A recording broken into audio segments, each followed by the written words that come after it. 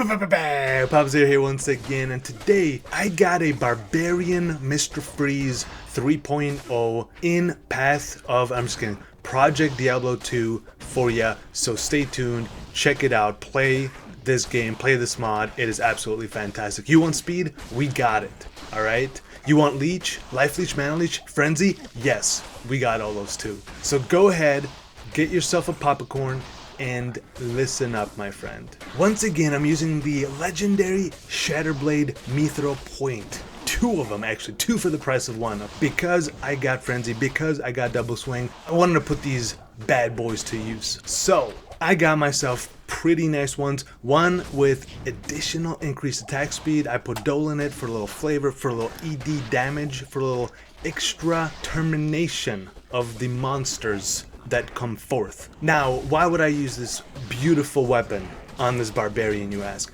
Because it must be used on every character in Project Diablo 2, alright? This is a very cool weapon. I love the flavor. I wish more magic uniques, more uniques were made like this, because I feel like it's so versatile. You can put this bad boy on any class and make it work. Probably not, but my point is, super fun weapon. Already made a paladin, as you might have seen. Now I'm making a barbarian. Will there be a druid? Perhaps. I don't know. Stay tuned. Maybe. Probably not.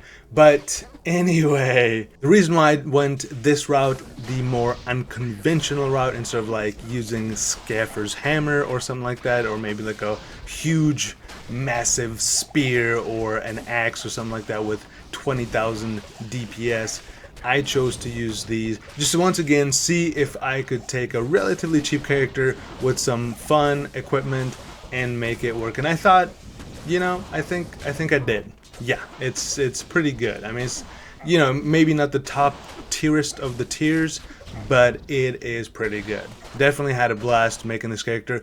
It actually feels like the clear speed and damage is actually quite a bit better than my paladin. So I think I made the right decision in creating this build. Not fully understanding how the exact damage ratio works in Project Diablo 2, because my main damage is 3 to 6,000. Now, is that per second? Is that per swing? I don't know. I also don't know.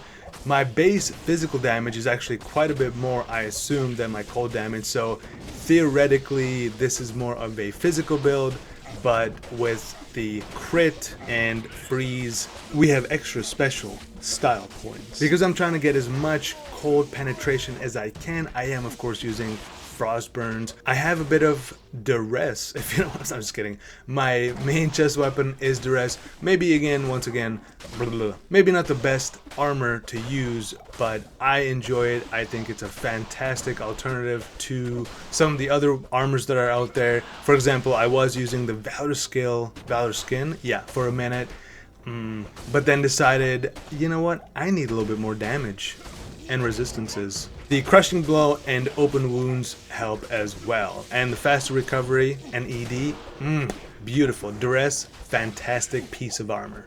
A freeze build could not be put together without Ravenfrost Ring, of course, so yes, I'm using it. I did want to substitute it out with a rare ring with a little bit of damage, a little bit of AR, but I was able to find, actually, no, I'm just kidding. I needed some more leech, but I was able to find a dual leech ring, and my Frosties actually have a mana leech corruption. So just with those two and string of ears, so with just those three items, I have 21% life leech and 7% mana leech, which feels for the most part fantastic. Topping it off with Go Riders, of course, a must. I was thinking about using those blue booties called Merman's Sprocket. They had cold damage. They have insane 60% faster on walk. In my opinion, Go Riders are just too good to not use, so hence why I'm using those. I was also using the Nightwing's Veil Helm for a little bit, which adds 2 to all skill levels and some cold damage and negative cold damage resistances. But unfortunately, Ariat's Face is just a little too good. It gives +2 to combat skills, +2 to barbarian skills, faster attack rating, mana. Oh yeah, I got mana leech and life leech on that helm too. My god. And then strength, dexterity, always. I mean, If I wasn't a barbarian, of course I would be using Nightwing's Veil Helm, which I did on Paladin, but this is a different character. It's a whole new story. It's a brand new journey. We gotta go for it. And then last but not least, for the Amulet, High Lord's Wrath. That's right. I think there was another like +2 to barbarian skills and like a few other good stats it had on it. I think I was using that for a little bit, but trying to go for, you know, the old favorites, Crushing Blow, Deadly Strike, Open Wounds. I just had to get some because right now with with all the equipment I have about 56, and also my character's only level 83, 84, so I mean, it's, you know, he's still quite low. Alright, he's a baby, he's still a youngin'. Deadly Strike is at 56%, Crushing Blow is at 30%, and Open Wounds is at 52%. So I think those are numbers that are quite okay. I'm not an expert in my Crushing Blow, Deadly Strike, Open Wounds allergy, but if I had to say so myself, they're pretty good. My friendly Mercenary has a Soul Reaver Gothic axe. It's a decent axe, it's pretty terrible, but it's fast, and it has a 12% chance to cast level 15 low resist on striking. So I want my guy to be getting rid of those immunities if he can, so I can do more cold damage. Everyone wins. Everyone's happy.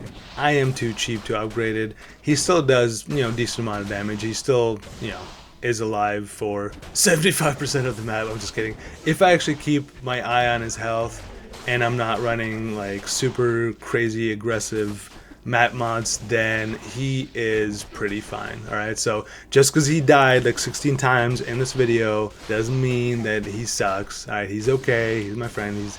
He needs to level up. Right, he just needs to a couple more levels and he's gonna be right there with me. Anyway, thanks for watching, and I'll see you next time with another beautiful video.